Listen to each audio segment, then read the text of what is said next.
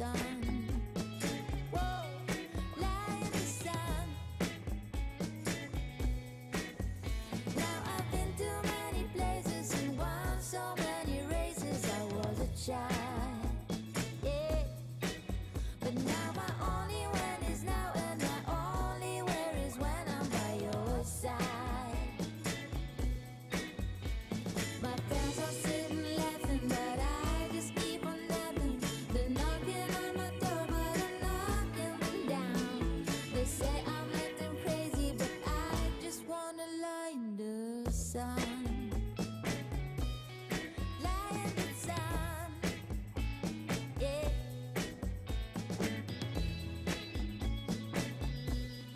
Lie in the sun, yeah. My friends are sitting laughing, but I just keep on laughing. They're knocking on my door, but I'm knocking them down. They say I'm acting crazy, but I just wanna lie in the sun. Whoa, I just wanna lie in the sun. Yeah, lie in the sun. Do-do-do-do-do-do-do-do-do. My friends are sitting laughing, but I just keep on laughing. They're knocking on my door, but I'm knocking them down. They say I'm acting crazy, but I just wanna lie in the sun.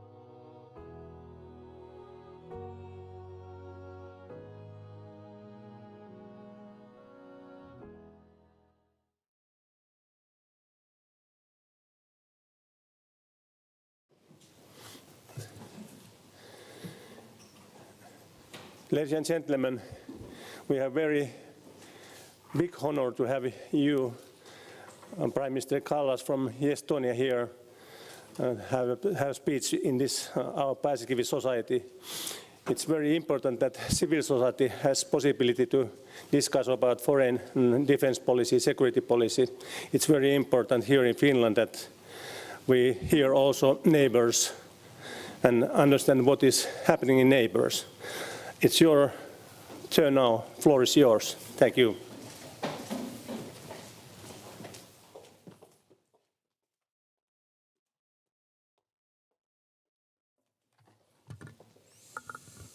Kiitos. Hyvät ystävät, kiitos kutsusta. Minulla on suuri kunnia puhua täällä tänään Paasikivi-seuran korkea-arvoisan yleisön edessä. Mä nyt vaihtan englanniksi. You might wonder why I titled this speech The Battle of Our Time. This is the reference to the scene from The Lord of the Rings, where Gandalf and Pippin are standing at the balcony of Minas Tirith, looking east. And Gandalf tells the young hobbit, "We have come to it in the end, the great battle of our time." The wizard knew the challenges ahead. He knew what would happen if the forces of good failed. He knew that no effort was to be spared to make the world safe for the living. So let us ask, do we grasp the magnitude of what is happening in Ukraine and what is at stake here? Is our response adequate, and what would be the price of failure? Open war of aggression and annexation is back in Europe. This war is not just about Ukraine. It is about international rules-based order and the future of security architecture in Europe. Let us keep in mind that Russia targeted the ultimatums to us, to NATO and EU member states. That was in December last year. Back then, the Kremlin demanded an end to NATO's open door policy. It demanded that NATO returns to its pre-1997 borders, and it demanded limiting military equipment on the territories of sovereign countries. To achieve their aims, Russia has shown the willingness to resort to military force. Things that we thought belonged to the history are happening yet again in Europe. Atrocities that we thought were the memories of the past have become the nightmares of today. In Ukraine, Russia is targeting civilians, is destroying civilian infrastructure. Masses are being killed, raped, tortured, and deported. This is no accident, but a feature of the Russian way of war. We are witnessing state-orchestrated war crimes. The Kremlin made it clear that their aim is to wipe Ukraine off the map. Denazification is the example of its hate speech, an official Russian label of the policy of destruction of the Ukrainian state and its people. This is all too similar to incitement to commit genocide, a distinct crime whether or not genocide actually follows. As such, calls are working. In the areas that are liberated by the Ukrainians, we see evidence of mass killings, torture, rape, deportations. In this part of Europe, we remember the face of Russia's occupation finally and painfully well. Imperialism and colonialism are the Kremlin's long-term ideologies. They did not emerge on the 24th of February. The warning signs and deeds were long there. Russia justifies and wields its actions under the label of liberating people, liberating those who have not asked for liberation. They justify this with the defeat of Nazi Germany and with the explanation of the Soviet Union, helped to save Europe and the world from Nazism. But they always forget to mention that it was Soviet Union together with the Nazi Germany who started the World War II altogether. It was Moscow who attacked Poland on the 17th of September 1939 and Finland on the 30th of November. History matters. Although the Soviet Union collapsed, its imperialistic ideology never did. While our history books were rewritten when the Soviet Union collapsed, this was not the case for Russia. While the crimes of Nazism have been widely condemned across the world and tried before tribunals, this has not been the case for communist crimes. We had the Tokyo and Nuremberg tribunals, but there was never a Moscow tribunal. Instead, Putin has built a strong revival of Stalinism.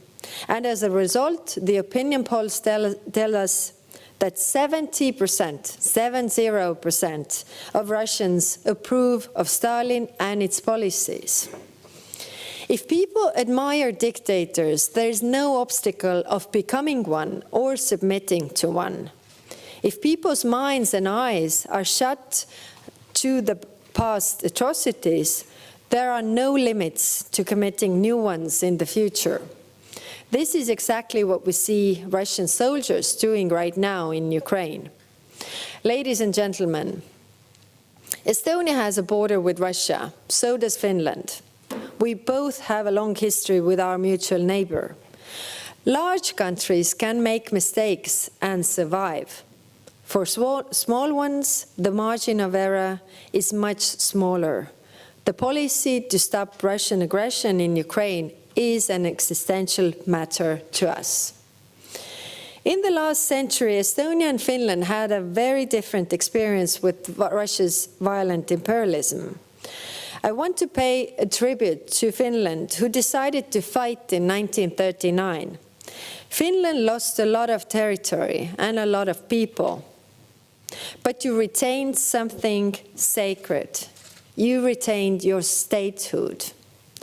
Estonian volunteers of the Infantry Regiment 200 were fighting in the continuation war under the banner Soome vabaduse ja Eesti au eest, Suomen vapauden ja Viron kunnian puolesta. Estonian freedom was gone. They were fighting for its honor. Finland lost a lot, but Estonia lost all. We lost our territory, we lost our freedom, and we lost the fifth of our population to Soviet terror. And we felt we were forgotten and abandoned behind the Iron Curtain for half of a century. We have learned few things from this. First, you have to fight for your freedom, whatever the odds, because not fighting is much worse. Today, Ukrainians are proving the same thing to the entire world every single day. Second, if you want peace, you must prepare for war. Estonia has been spending 2% of its GDP on defense for many years. By next year, Estonia's defense spending will be approximately 3%. By 2024, it will be over 3% of our GDP. Like Finland, we have retained a conscription service, and our armed forces are based on reserves. We are buying HIMARS, long-range shore-to-ship missile systems, mid-range air defense, and much more. And third, when we restored our independence after 50 years of occupation, we decided we will be never alone again. Never without allies, never without friends. That's why we are in the European Union. That's why we are in NATO. Dear friends, Estonia was among the first to ratify Finnish and Swedish membership in NATO. Finnish membership in the alliance will open up new horizons in our country's bilateral as well as Nordic-Baltic regional defense cooperation. Most Finns live in the southern part of Finland, and most Estonians live in the northern part of Estonia. This is the reason, in one sentence, to strengthen our bilateral defense cooperation. Today, at the joint seminar of our two governments, we discussed the report of our future bilateral relations. The report covers a lot of issues, but it lacks one chapter. It does not touch security and defense. It was written before the 24th of February and published in March. In the future, security must be front and center of our cooperation, especially as it is linked to so many other areas: energy security, cybersecurity, critical infrastructure protection. Ladies and gentlemen, from the start of Russian war of aggression in Ukraine, my government has based our response on 3 tracks. First, supporting Ukraine militarily, politically, economically. Second, increasing the price of aggression, isolating Russia, and ensuring that no impunity is ward of war criminals. And third, strengthening our own defense. We started the process of sending arms to Ukraine already December last year. With javelins, it went smoothly. They played a key role in the Battle of Kiev. Unfortunately, it took longer for our delivery of the howitzers. Now let's imagine a scenario where the free world had sent the arms and ammunition we are sending now, already in January or February. Many lives would have been spared. Back then, we saw too much self-restraint and too much self-deterrence. The Russian strategy vis-à-vis Europe, or the European and Atlantic community, is built around 3 weapons: pain, fear, and hope. The pain of starving Europe from energy, fear of nuclear war, and hope to pressure Ukraine into peace agreement, granting Russia parts of conquered territory. So what should our response be? When it comes to the pain inflicted on us by Russia with the energy weapon, we will survive and we will prosper. Russian aggression has demonstrated what happens when you connect to partners who weaponize your trust. Trust may come at the price, but it's a price worth paying. The European Union and its member states have learned the lessons from dependence on Russian fossil fuels, and there has been a sharp move away from it. Concerning fear, let's remember what Franklin Delano Roosevelt said: the only thing we have to be afraid of is fear itself. If we allow nuclear blackmail to work even just for once, we will wake up in much dangerous world. So why not call for peace? What about freezing the conflict and looking for a diplomatic solution? I really hope that Europe has learned the lessons from appeasement and learned that the appeasement only strengthens the aggressor. And the aggressor will never stop unless it's stopped. The longer it takes, the harder it gets. In Estonia, we know from our painful history what Russian peace really means. It means executions, it means torture, it means deportations. Any pause today in Ukraine would allow Russia to prepare, to regroup, and only to continue their aggression later. And in the end, we would be, paraphrasing Churchill, have both dishonor and war. After all, we had the chance to prevent the future aggressions by Russia in 2008 and 2014. But the response from the free world then was weak. Principles were exchanged for cash, truth for gas. And the aggressor's confidence only grew. And now we have come to this, a large-scale genocidal war. As for peace, unless Kremlin gives up its goal of conquering new territories in Ukraine, it is difficult to believe in the prospect of real peace talks. I do not believe in the goodwill of a war criminal or an outright aggressor. As President von der Leyen recently said, and I quote, "This is the time for us to sow resolve, not appeasement," end of quote.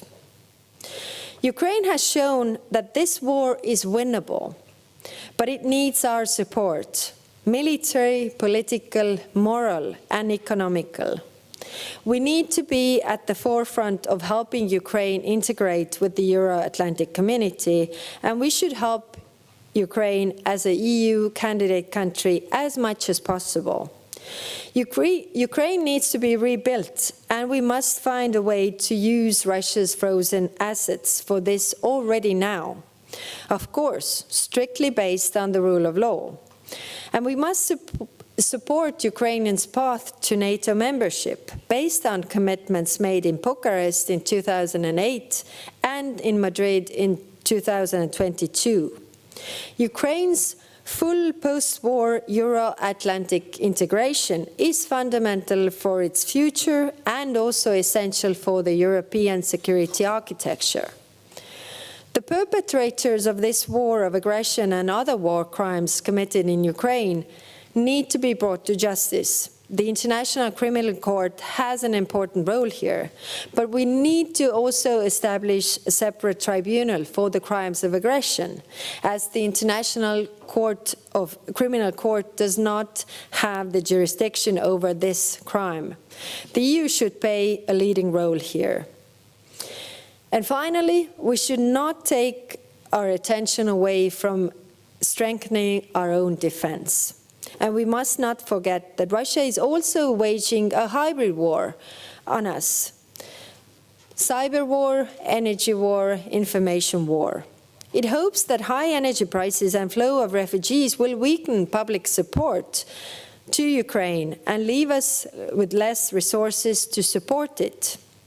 Russia is spreading disinformation globally. It keeps interfering in our elections and weaponizing dependencies. It keeps targeting us by cyber attacks.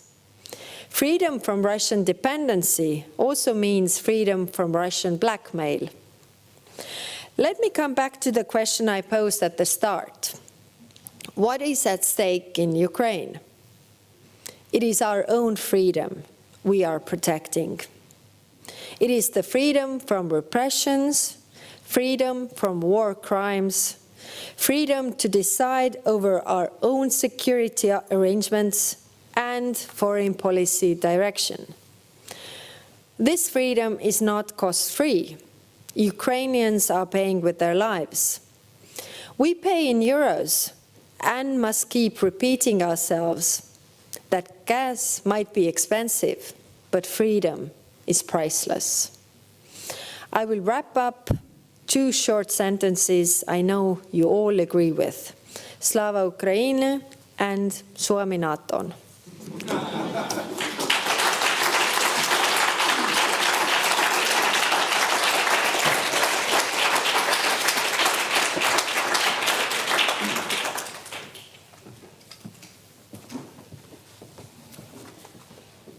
Thank you, Prime Minister, about your very interesting. Is this open now? Okay. Thank you, Mrs. Prime Minister, about your very interesting speech. It's very important for us to hear how you in Estonia see the situation and the world situation now. First of all, I want to thank you very much about your support of our NATO process. It is very important that you are behind us. And I will say that at this time, still, it's very important for us that both Sweden and Finland goes together into NATO. I think it's also for NATO a better way to handle this situation. I hope that we can we can reach a situation where both are, as fast as possible, members of into NATO. You mentioned that it is important to have Russia's war crimes and crimes against humanity in the International Crime Court. Do you really think that it is possible, for example, to have Mr. Putin there? Kiitos kysymyksestä. Yes, there are two types of, I mean, I'm a lawyer by profession, so therefore I have looked into this. The war crimes can be prosecuted by Ukraine and by the International Criminal Court, whereas the crimes of aggression, so that people who have decided to attack another country, those crimes can only be prosecuted in a separate tribunal. And I'm currently reading a book by Carla Del Ponte, who has been a prosecutor in several tribunals regarding Rwanda, for example, and also Yugoslavia. And this is something that we have to have separately. So now the question, of course, is whether Putin can really be tried in this. It depends on our resolve, I think. It is very important that we give out the message that people who are responsible are and will be held responsible, also legally. And we must find ways to do it, like there were ways to do it in other genocidal wars. It is not easy. It's definitely difficult, and but what gives me the hope and why I say this is necessary is that we have seen Russia acting the same way. I mean, since the World War II, actually even before that. The Western world closed its eyes and ears to what was happening in the Soviet Union because it was easier for you to live your life, and you didn't really miss us for 50 years. But for us, peace after the Second World War meant atrocities. My own family was deported to Siberia. So every family in Estonia has a story like this. Now, coming to Russia today, they don't have the guilt feeling like the Germans had because of the Nazi crimes, because they were tried in the court, in the tribunal, they were held responsible, and they were bearing the consequences and punishments for it. And that has refrained from this happening again. While in Russia, it is totally different. They have not been responsible, and as I said, in the history books, they don't even mention this. They have the history books that were used during the Soviet era, and this is extremely dangerous, as we see, because this imperialism lives on. One example of this is when you have the polls asking people whether they support the war in Russia, then the majority, and vast majority, tells that yes, they support the war. Of course, you know, one might argue that they are not honest about this, but still, majority supports the war. And the question that is asked, why do you support the war? Over 47% of people say the glory. It is because of the glory. And that's how it is seen, that we conquered territories, we are like a big country. And that made me think that, again, as I said in my speech, that small countries don't have this margin of error, because if you make mistakes, it's an existential issue for you. Whereas for big countries, the war does not always mean destruction. It might also mean prosperity. It might mean different, additional territories, all of this, while for small countries, war is always destruction. It always means atrocities and human suffering. And this is what we have to understand. So that's why the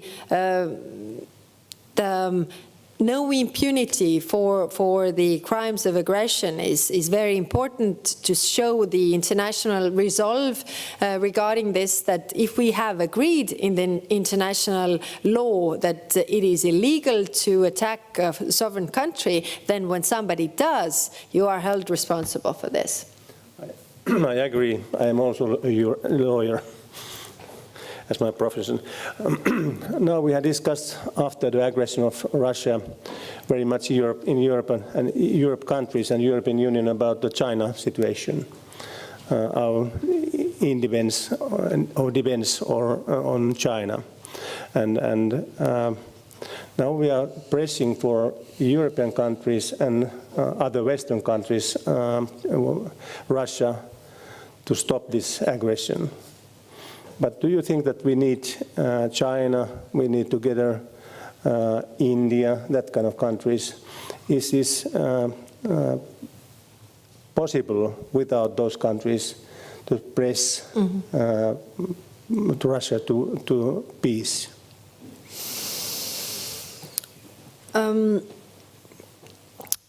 I think we have to have the unity, first of all, in Europe regarding China. We have said in NATO that while Russia is the most direct threat to European security, China is a rival and competitive rival. What China is looking very clearly right now is what is the response of the global community of the Russian crimes and war waged on its neighbor. Just bring you this example. Why I'm saying about or talking about the international rules-based order all the time is that when Estonia was member of the UN Security Council, then I was chairing the first ever cybersecurity meeting. And what was interesting about this was that all the countries except for two agreed that international law should also apply in cyberspace, because we know that by being connected to each other, by those connections, you are also vulnerable. And where, 10 years ago, hospitals only had to worry about some drug addict coming and stealing morphine. Now they're part of the security structure, because if you cyber attack them, they might go off, and that might mean civilian casualties. So therefore, it is also important that we agree that in cyberspace, the international rules-based order applies. Who didn't agree to this was Russia and China. So clearly, they have different views. China wants to be the center, global center. They are not geographically a center of the world, but they are building the dependencies through technology, and we have to be very, very careful. But to have resolve or resolution in this war, we definitely need China, India, global South behind us, and therefore we are not maybe talking so much about the values, but we are talking about the international rules-based order, that everybody agrees that if these rules are off, nobody in the world can feel safe. It is very true. Now, Timo Helleberg, you have something to ask. Thank you, Mr. Chairman. Ms. Prime Minister, I was very pleased to listen to your tremendous speech, and particularly your sentence, history matters. Last year, it became 300 years anniversary of the peace treaty of the New START Treaty, which was signed September 10th, 1721. Again, the people of Estonia were left alone. This was a dramatic development, and the development followed. It was shadowed by the same tactics of the total societal destruction not only in current area of Estonia, but also in Karelia and Ingermanland. Your Excellency, how much worried we should be about these hidden historical signals of the ultra-Orthodox hegemonism? Last year, when the 300 years anniversary took place, also the Zapad 21 military exercise was launched. So how much worried we should be about this kind of mixed historical hegemonism? Thank you. Thank you. I think considering what is going on in Ukraine, we should be very worried. We should be worried because our response before has been weak. And that's why we are in the situation where we are right now. If you think about 2008 and 2014, then Russia was actually ashamed that it's their soldiers that are going to a sovereign country because they were afraid of the global response. Remember, then it was said that, you know, this is the little green men that are operating there. It's not the Russian soldiers. But they saw when it was revealed that it's actually Russian soldiers under Russian command, then nothing happened. Nothing happened. Nobody was held responsible. So they said, okay, this works, so we can go. And every next time they are more bolder, they are taking more steps, and that's why we see a full-scale war going on in Ukraine right now, not hiding that they are attacking. We should take all those signs very, very seriously, what they are saying, because Putin has not disclosed what he's thinking, and he has been talking about Ukraine. He's also talking about restoring the situation. He's talking about the Baltic countries. He's talking about Finland. So this is what we should all be worried about. But again, what I said also that we have to, in order to have peace, you have to prepare for the war, as Clausewitz has put this very well.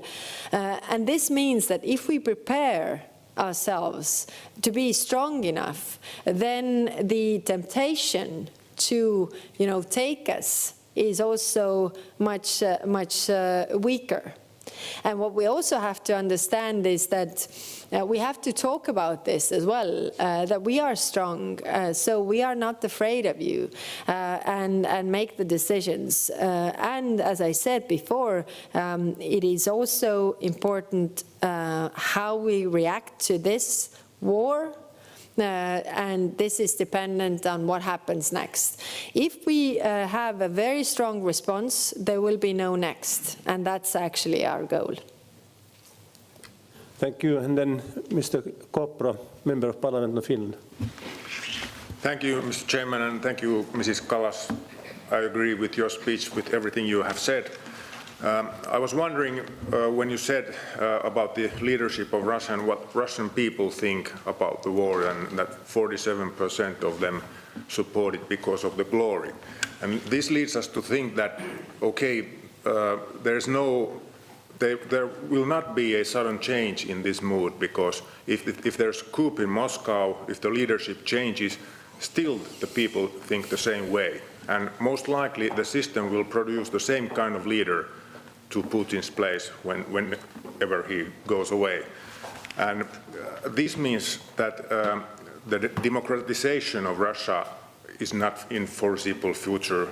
And this means that, or does this mean that we should actually start planning how to contain Russia in long term, the whole Europe? How can we contain them? Because they will not change very fast.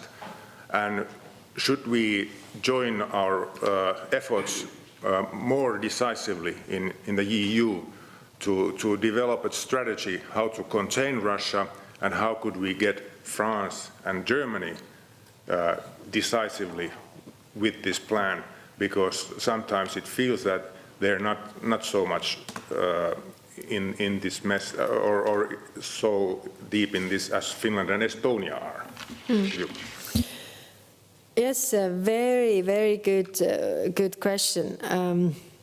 I have framed this as smart containment. I don't believe the democratization of Russia. It's just different. I mean, you can't somehow import it. I mean, the way they have operated over, I mean, centuries is dictatorship, and in dictatorship, dictator only cares about keeping the cronies around him happy, keeping the oligarchs happy, and keeping the army happy. So and also eliminating all the possible alternatives, so that if the army and the cronies are not happy, then they start to look around that, okay, this guy does not take us to the right direction, so who do we turn to? But there's no one, because it has all been taken care of. As it is deep within, then I don't think it's going to change in a very short-term future. But I think why I believe that this element to it is the way we are holding responsible for the crimes of aggression. Why this is so important, the legal response to it. It is because, you know, the tribunal, the process, the publication of the crimes really committed, and what it also inflicts on the Russian people. I mean, we were occupied for 50 years, and one thing that we know is that Russian people are they are used to suffering, so they don't really care or rise up to that. But if the army is not happy, there could be a change. But again, they will turn to a next strong leader. The smart containment, I think it's very important because, and it's also our role to try to bring all the member states on board, because it is different whether Russia is your neighbor and you're seeing this much closer than to those countries for whom this war seems further away. And usually when I go to Germany or France, then I always pick a spot and show that actually Berlin is much closer to Ukraine than we are. You are closer to this war than we are. But they don't have the historical experience, and that's why their attitude is the same, is different. I feel very positive about Europe so far. We have managed to keep this unity, and this is important. We have heard several times that we should have listened to you, meaning the Baltic countries, and then the next sentence is that, okay, but let's go to the peace negotiations now. It's like we should have listened to you then, but now listen to us again. Maybe the cure for this is that you actually listen to us now as well. The dictator only understands strength. Only. So the only response that we can give is a strong response to show that we are not afraid. You cannot terrorize us. We are not refraining from our decisions, and we will hold you accountable for what you do, because it's the matter of international rules-based order, and there we need resolve from all the member states. And as to Germany and France, I will not be part of, bashing them regarding their decisions, because especially Germany, I mean, they have made a complete turnaround of their policies, and it has required a lot. And what you have to keep in mind that all of the European countries are democracies. In democracy, you have debates. You know this very well from your NATO's accession process, and it takes time. So that they will eventually get to the decisions, the problematic side is, of course, that Ukraine does not have that much time, so we need to really act fast. But I also understand that for a small country, it is much easier to make the decisions fast and execute them, whereas for a bigger country, it takes more time. Thank you. And then next one is Atte Kaleva, olkaa hyvä. Thank you, Chairman. Thank you so much, Prime Minister Kallas, for your very strong words. And I agree completely, as Mr. Jukka Kopra here also. My question is, when we think about, you were mentioning Germany after World War II, there was a big shift in the mindset of the ordinary Germans, going from this kind of imperialistic Herrenvolk attitude, but it required a lot. They suffered heavily. There was a total defeat in the war. They suffered. And then they made this lustration process that they were sort of making amendment with the past. But they also owned their own guilt. So when I look at Russia, I don't see this kind of process happening there. But I think that one of the prerequisites for the relationships to go back to normal again with Russia is that this kind of Russian chauvinistic, patriotic, imperialistic worldview, this kind of Herrenvolk attitude, this must change. Do you see any or how do you see that this kind of change could take place in Russia? Thank you. Yes, this is a very good question, meaning that what comes first? And as you very correctly pointed out, they don't have the guilt for what is happening in Ukraine. It seems like further away. It's not our thing. There has been like this agreement between the dictator and the people that you know, you do whatever, but it doesn't somehow inflict us. We don't feel this. Now, when the mobilization was, then it was the first time that this goes against this agreement, that we are feeling your steps on our skin, so to say. I still feel that the first step on this road is the tribunal to take the crimes of aggression and the people responsible for the war or for the crimes of aggression responsible. I think because also in Nuremberg tribunal, then it was all open and clear what was decided to the public and what it really meant, because right now the propaganda in Russia is still functioning very, very well. And maybe a side comment, when we agreed to close the propaganda channels in Estonia, what we saw was that the attitudes of our Russian minority were also changing, not a complete turnaround in months, but we see every month we monitor this, and we see that their attitudes towards the war are changing because they see and get information from the Estonian channels, from the Western channels, and they can see that they have been lied to. So this is definitely on the way. But yes, my response is the first step is the tribunal to try to prosecute the crimes. Then it will also get to the people what it means to have the responsibility for their actions of their country as well. Thank you, Chair, and thank you, Ms. Prime Minister, for the excellent speech and excellent points, and also, of course, for the resolute support of Ukraine and our NATO process. I think one of the battles ongoing is a more global battle on the narrative. And there Russia is actually succeeding to some extent.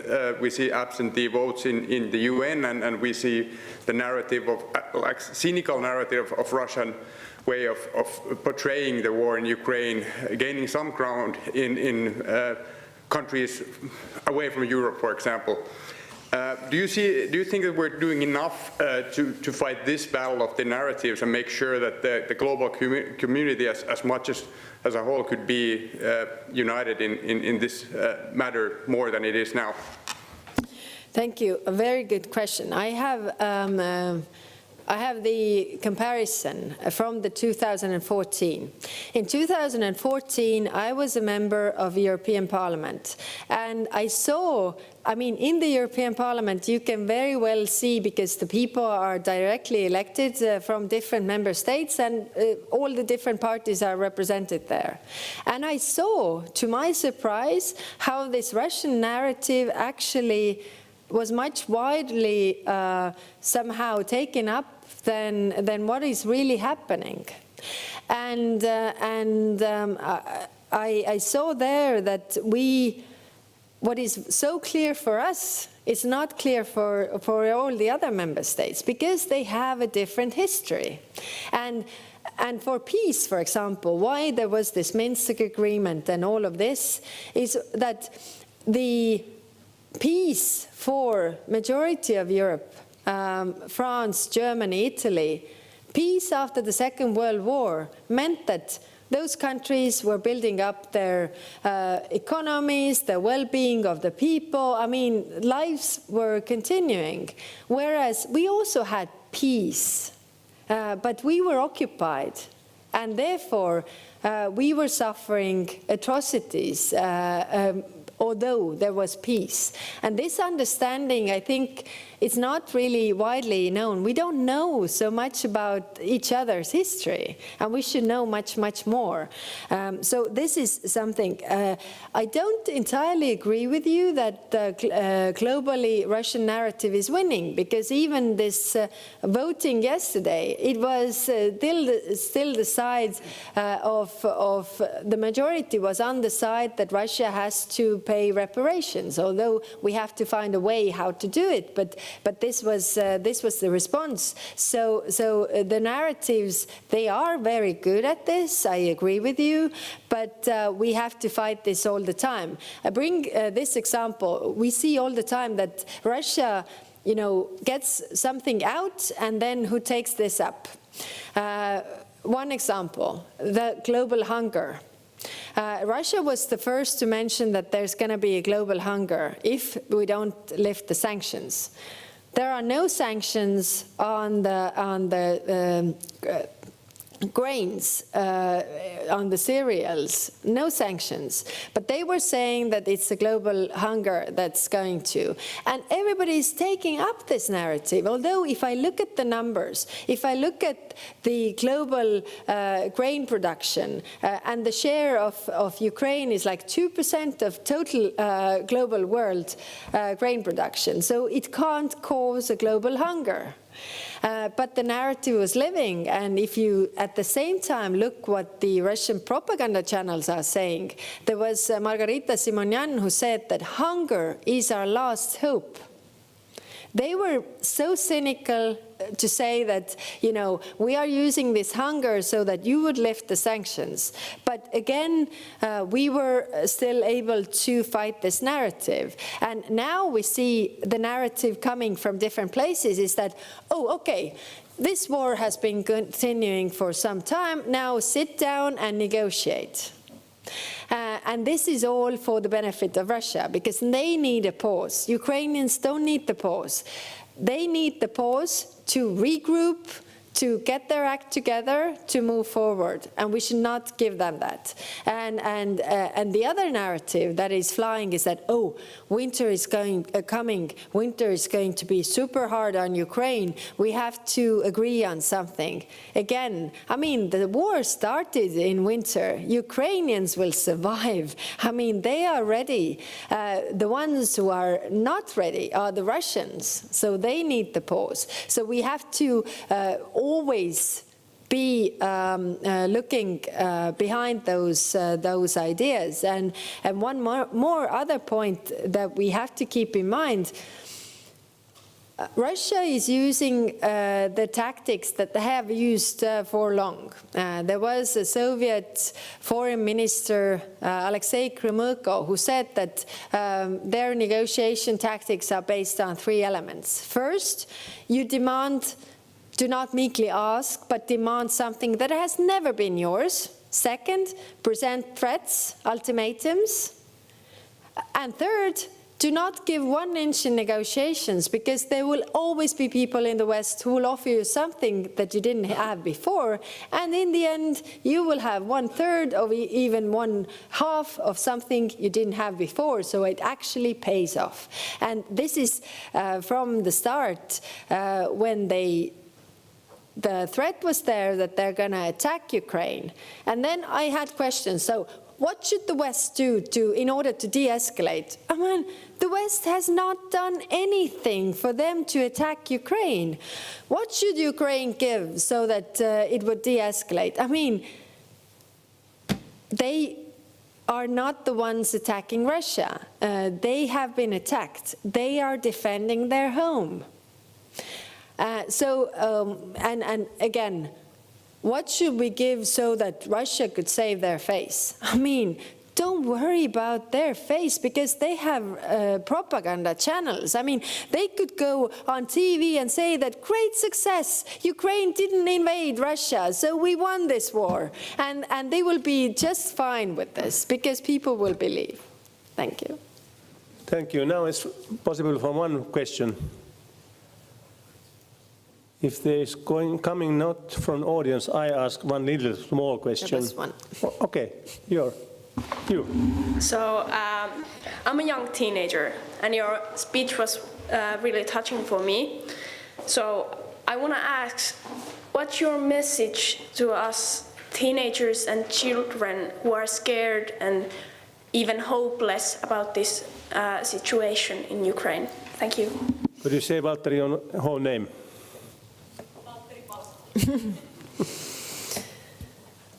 Yes, there is a lot of anxiety and fear among the young people, and not only young people. Last year we celebrated 30 years of regaining our independence, so 30 years being free again.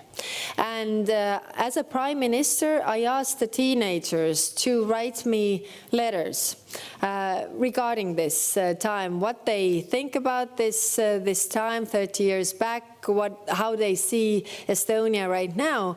And when I was reading those letters, it resonated with me that they did not have the fear that we had when I was a teenager, because when we got our independence back, and we were like all the time afraid that the war is coming, that my parents will be sent to Siberia, all these atrocities that were going on in our history. And then when I was reading those letters from our teenagers, I understood that they are exactly the same like the teenagers in Finland or Germany or France, because they are not afraid. Freedom is for granted for them. They don't have the fears. And I felt that we have done something right, because you don't have the fears. You can live normally your teenager life.